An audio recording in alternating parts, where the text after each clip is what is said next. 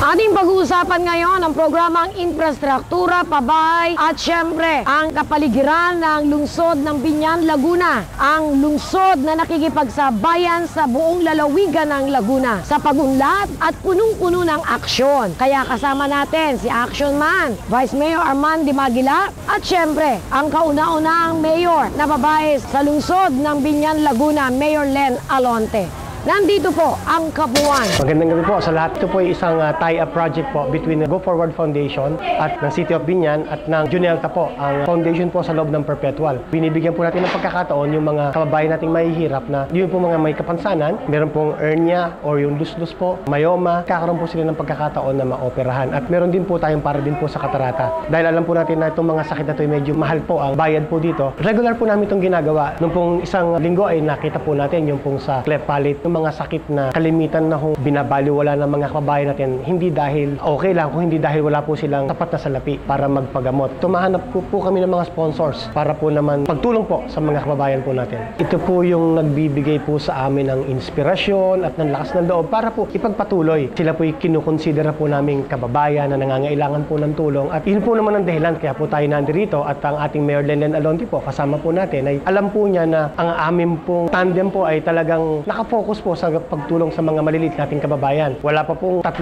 buwan, ratsyada na po ang pagsuporta po natin, ang pagtulong po natin sa mga kababayan natin. Buwan-buwan naman po ako nireregla. Buwan-buwan pero may mayoma ka pa rin. Opo, kasi laki daw po ng watermelon. Monthly naman po, dumarating po siya. Kaya lang po, sa sobrang lakas po niya, kaya po ako maputla. Yun ang sintomas ng mayoma. Bakit naman po si nanay? Ang laki-laki na nito. Hindi po kasi hindi ako na-opera gawang. Nung time na nagpa-check up ako, mataas parati ang dugo ko, kaya hindi ako na-opera. Wala na akong pera. Si Susan Cambi ang lumapit sa akin.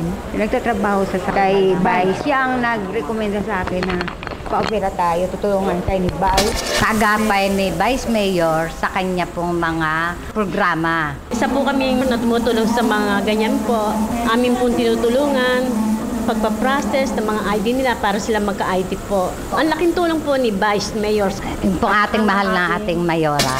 Ako ay nagpapasalamat ng una sa May Kapal, kay Vice, sa Junelta, sa kanyang tulong, sa Happy Card, kay Mayor Len Alonte, sa kanilang tulong sa amin. Maraming salamat. Marami tayong mga projects ngayon. Alam niyo na pagtag-ulan, focus po natin ngayon ay ayusin ang mga kanal, i-dredge natin ang mga dapat i-dredge. At isa pong pinaghahandaan po namin ay inaayos po namin ng pondo ay yung mabilisan pong pagdidredge ng buong stretch ng Biñan River. Sa tuwing malakas po ang pag-ulan ay umaapaw po ang Biñan River at marami pong mga kababayan natin, partikular ang mga taga Malaban, mga kabarangay ko po, mga taga De La Paz, mga taga Casile at San Jose ay naapektuhan. Si Mayor Len Alonte po ay patuloy po ang pakikipag-ugnayan sa DPWH para po ayusin po ang Biñan River. Sa ngayon, ang minomonitor po namin ang kalsada po dito po sa San Francisco, sa Malaban, sa De La Paz, kahit po sa poblasyon, pati po itong sa may pavilion. Naiwan po ang highway natin, nagtaasan ang mga subdivisions, hindi na po kakayanin ang volume of waters or yung flooding ay hindi na po niya kaya. Sa tulong po ng ating DPWH, nagsasama-sama po kami. Sa environment po natin, inaayos po natin yung mga barangay po natin, ino-orient po natin sila para yung pong segregation ng basura, yung pong tamang paraan ng pagtatapon ng basura. It has been a challenge for the City of Biñan para po ilabas ng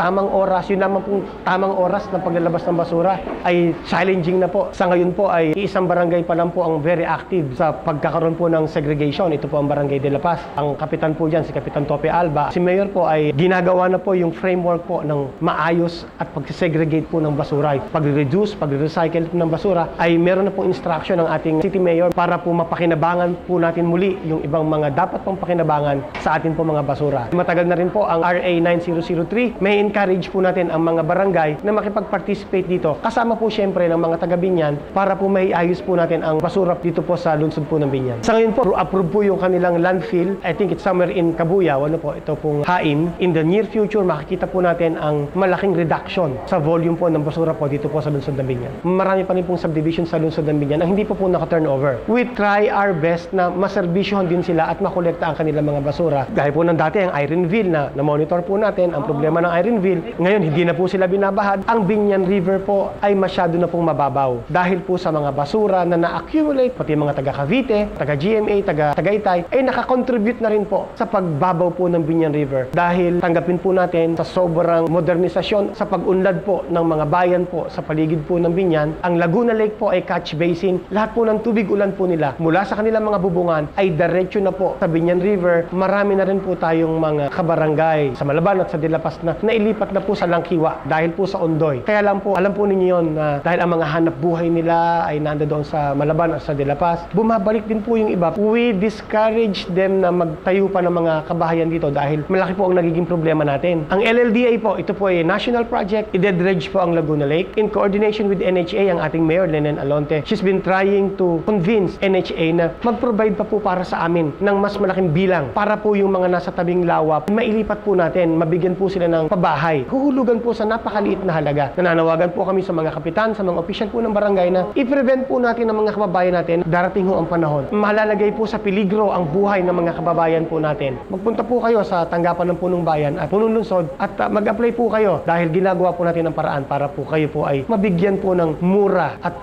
tamang pabahay. Yung po mga qualified, ina-identify na po namin yung mga professional squatters na napapunta at alam po naman natin na ibinibenta lamang yung mga units at sila po ay paalisin po natin at ibibigay po natin sa mga taga-Binyan. Kami po ni Mayor Lenen Alonte. Kami po ay nakikiusap. Napakarami po nag-a-apply na gusto lamang po magkabahay. Hindi naman po talaga sila yung tamang benepisyaryo sa ilalim ng programa. Kami po hindi tumitigil para po kayong lahat na talagang nangangailangan at nasa peligro ay magkaroon ng pabahay po dito. In terms of environment, ito po ay hindi lamang po sa lungsod ng Binyan. Problema po ito ng buong bayan, buong bansa natin. Yung pong tamang pagtatapon ng basura. Ito po ay hindi po nagsisimula sa gobyerno. Ito po ay nagsisimula sa loob po ng bawat tahanan. Ang basurang itinapon natin ay babalik din po sa atin. Bumabalik na po sa atin. Tayo po ay binalikan at binabalikan na ng ating kalikasan. At yung ating pong Laguna Lake na dating nagiging source ng hanap buhay po natin, ito po ay nasisira na ngayon. Ang mga isda po dito ay hindi na po ganoong karami. Puno na po ito ng basura at binabawi na po ng lawa ang kanyang dating laki. I-launch din namin yung mga segregation, tuturuan mula grade 1, yung mga students from elementary hanggang high school ay talagang comprehensive drive namin na maturuan ng bawat isa na mag-segregate ng kanilang waste. Bukod doon ay maglilinis kami ng ilog. Patapos na po yung ating pong PUP. Marami po tayong mga eskwelahan na ginagawa po ngayon at umasa po kayo na ang bawat sentimo, bawat pondo, asahan po ninyo yung pong aming sinumpuan tungkulin ay amin pong ipagpapatuloy. Unlad Binyan, aksyon Binyan. Gabay Aksyon would like to thank the following sponsors.